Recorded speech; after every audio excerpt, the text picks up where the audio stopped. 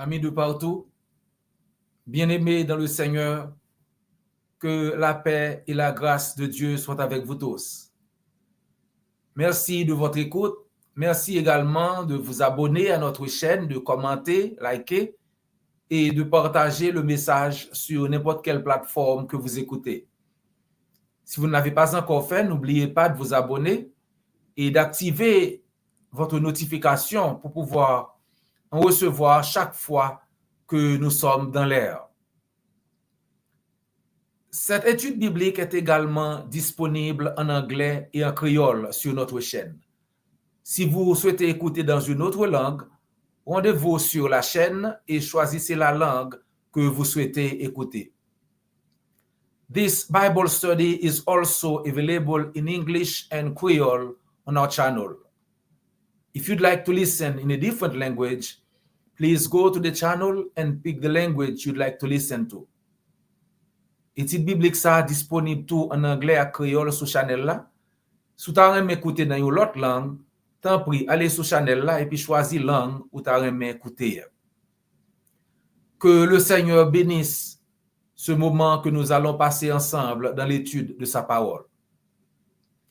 Dans cette étude biblique, nous pencherons sur l'un des plus fidèles serviteurs de Dieu, Daniel. Comme dit l'autre, Daniel, personnage central de l'Ancien Testament, est un modèle exemplaire de fidélité à Dieu. Le récit de la vie de Daniel témoigne de la puissance d'une foi inébranlable et des bénédictions qui accompagnent ceux qui restent fidèles à Dieu. Bien dit. Alors, qui était Daniel et quelles leçons pouvons-nous tirer de sa vie et de sa foi inébranlable en Dieu? Daniel, également appelé Belshazzar, son nom babylonien, faisait partie des gens amenés de Jérusalem à Babylone.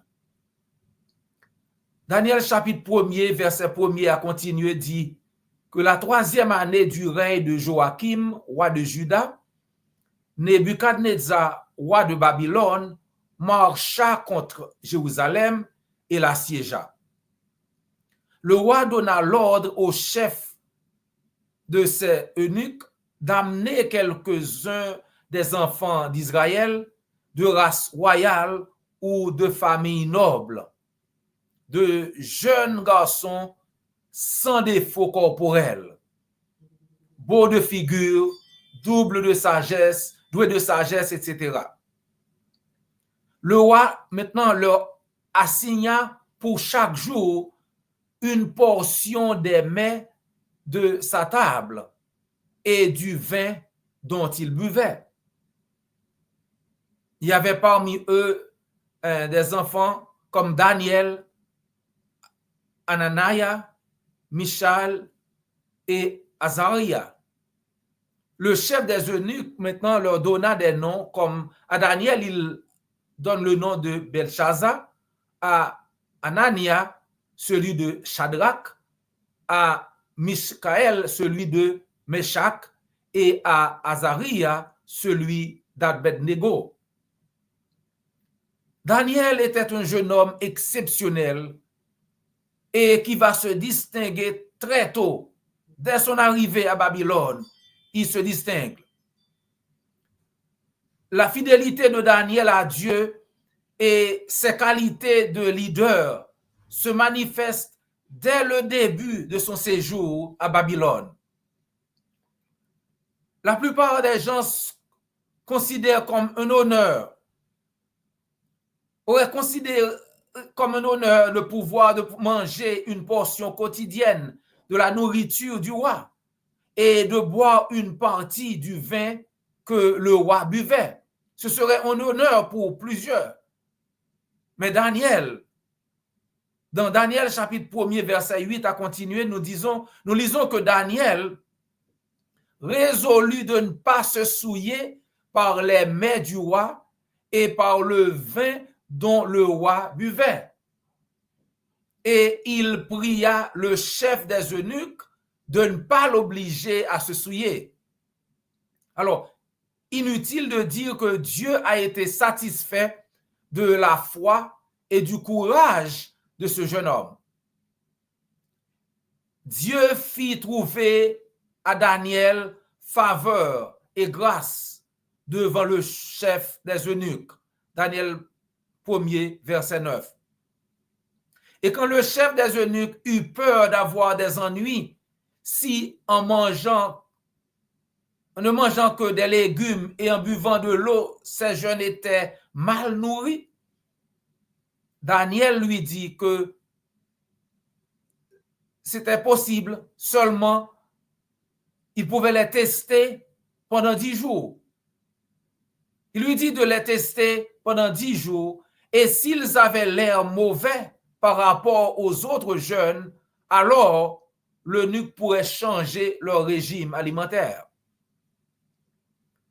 Verset 10, il leur accorda ce qu'ils demandaient et les éprouva pendant 10 jours. Les talents de négociateur et la force de persuasion de Daniel ont porté leurs fruits. La Bible dit que Daniel et ses 3 amis étaient bénis à bien des égards. Dieu accorda à ces 4 jeunes gens de la science, de l'intelligence, dans toutes les lettres et de la sagesse. Et Daniel expliquait toutes les visions et tous les songes. Daniel était spécial.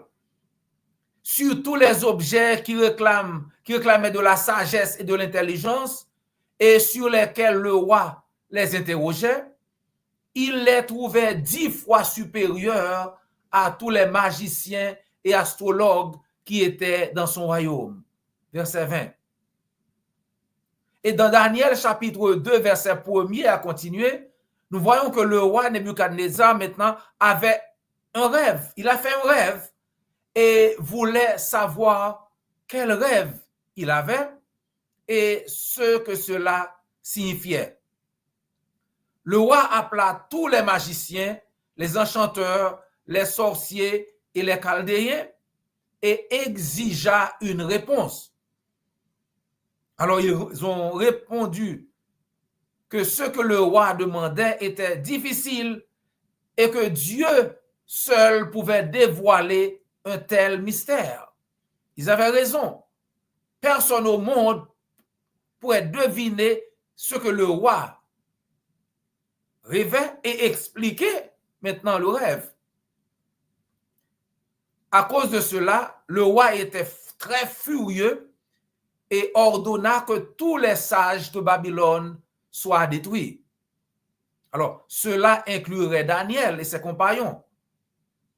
Parce que nous lisons dans Daniel chapitre 1er verset 17 que Daniel avait de la compréhension dans toutes les visions et tous les rêves. En réalité, ce que le roi exigea était impossible à l'homme, mais pas à Dieu.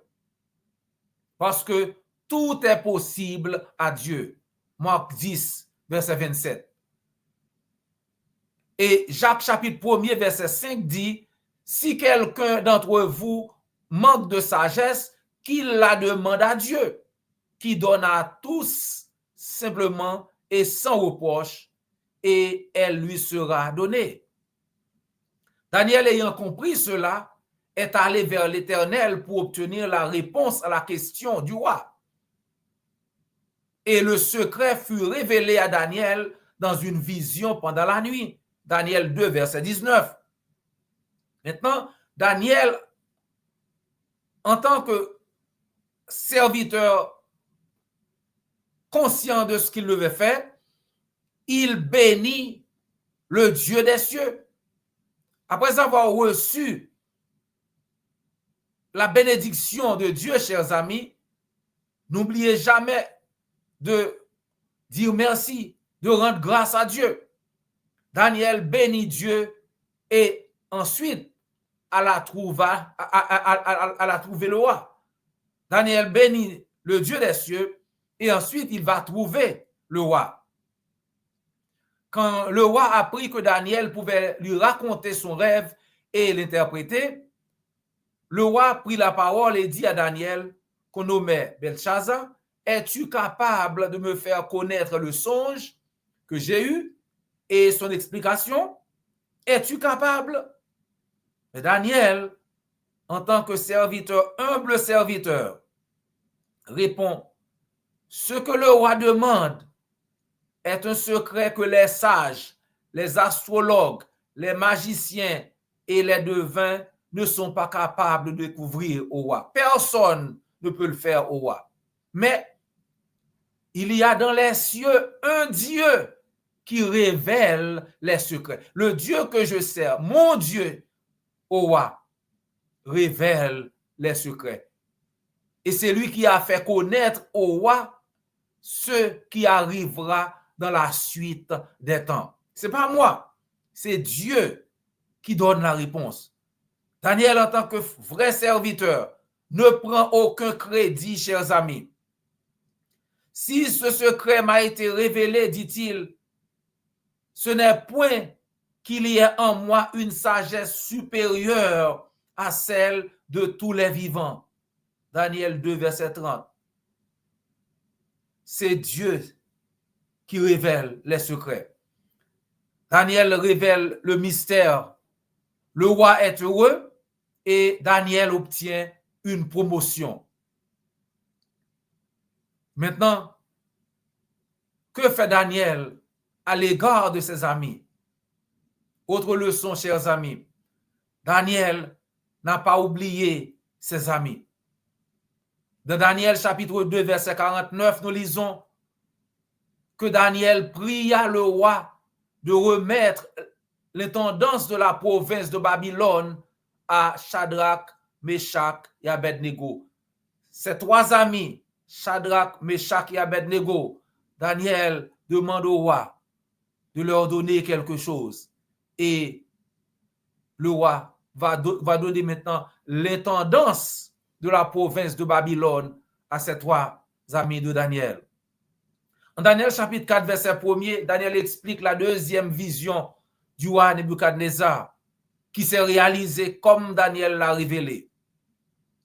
Dans Daniel chapitre 5, nous trouvons Daniel interpréter l'inscription sur le mur pour le nouveau roi Balthazar. Interprétation, le temps est écoulé. Votre temps, ô roi, est écoulé. Dans Daniel chapitre 5, versets 30 et 31, nous lisons que cette même nuit, Balthazar, roi des Chaldéens, fut tué et Darius le Mède s'empara du royaume étant âgé de 62 ans. Dans Daniel chapitre 6, nous voyons que les bénédictions de Daniel continuent. Daniel s'est distingué par-dessus tous les autres. Tous les autres hauts fonctionnaires et satrapes qui étaient là, Daniel les dépasse, car Dieu était en lui. Le roi Darius pensait à l'établir sur tout le royaume. Cela avait suscité, bien sûr, la jalousie de plus d'un. Et il cherchait maintenant à éliminer Daniel. Mais ce n'était pas facile de comploter contre Daniel. Pourquoi?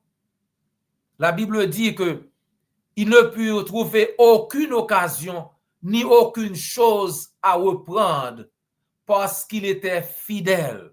Daniel était fidèle et qu'on n'apercevait chez lui ni faute ni rien de mauvais, chers amis.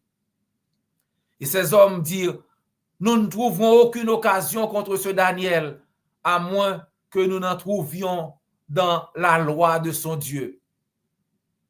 Et ils ont réussi à piéger le roi en sciant par inadvertance la condamnation à mort de Daniel, la fosse au lion. Daniel 6, verset 7 dit, tous les chefs du royaume, les intendants, les satrapes, les conseillers et les gouverneurs sont d'avis qu'il soit publié un édit royal avec une défense sévère, portant que quiconque dans l'espace de 30 jours adressera des prières à quelque Dieu ou à quelque homme excepté au roi, sera jeté dans la fosse au lion. Et vous connaissez la suite de l'histoire, chers amis. Daniel a été jeté dans la fosse au lion. Mais Daniel ne se souciait pas de ce que les hommes avaient écrit, chers amis. Mais c'était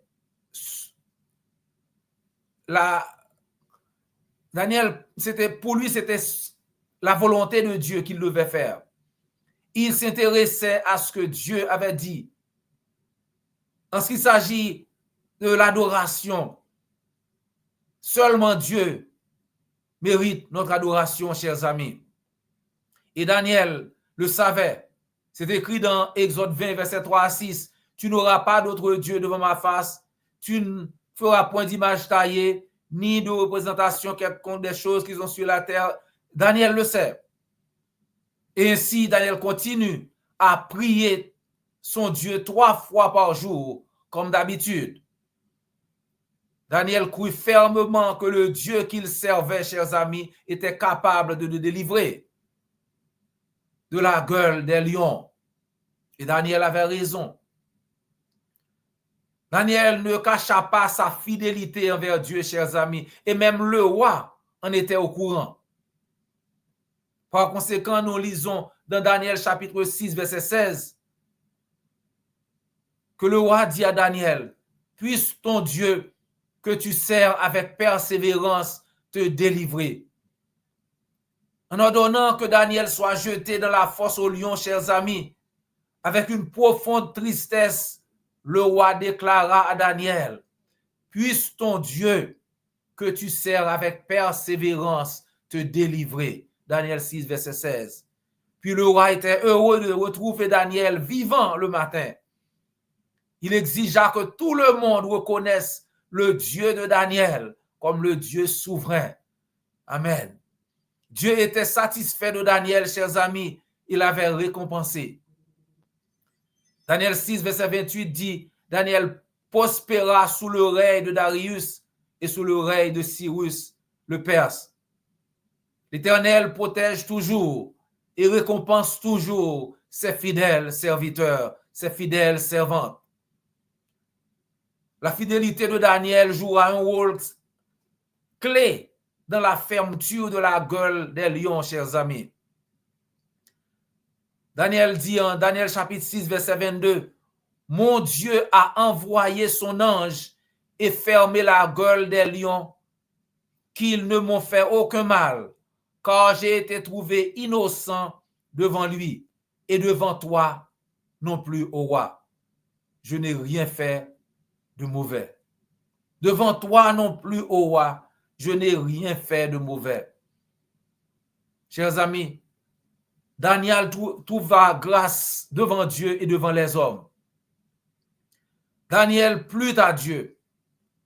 Et nous aussi, chers frères et sœurs dans le Seigneur, en tant que chrétiens, chrétiennes, nous devons nous efforcer de vivre une vie digne de ce nom. En Philippiens chapitre 1er, verset 27, Paul nous dit, « Seulement conduisez-vous d'une manière digne de l'évangile de Christ. » Que le Seigneur nous aide, chers amis. Si vous n'avez pas encore obéi à l'évangile, nous voulons vous encourager à suivre l'exemple de Daniel et à choisir de vivre une vie agréable devant Dieu. Et vous aussi, vous recevrez les récompenses que Dieu réserve à tous ses serviteurs. En Marc 16, verset 16, Jésus nous dit comment procéder. Marc 16, 16. Celui qui croira et qui sera baptisé sera sauvé, mais celui qui ne croira pas sera condamné. Si vous voulez obéir à l'évangile, faites-le nous savoir, ou bien contactez l'église du Christ la plus proche et on se fera le plaisir de vous aider. Cette étude biblique est également disponible en anglais et en créole sur notre chaîne. Si vous souhaitez écouter dans une autre langue, rendez-vous sur la chaîne et choisissez la langue que vous souhaitez écouter. This Bible study is also available in English and Creole on our channel. If you'd like to listen in a different language, please go to the channel and pick the language you'd like to listen to. Étude biblique ça disponible tout en anglais et créole sous chaîne. Si vous avez écouté dans une autre langue, tant pis, allez sur channel là et puis choisissez langue où vous avez écouté. N'oubliez pas de vous abonner, liker, commenter et de partager sur n'importe quelle plateforme que vous écoutez. Chers amis, c'est toujours un réel plaisir de passer quelques minutes avec vous dans l'étude de la parole de Dieu.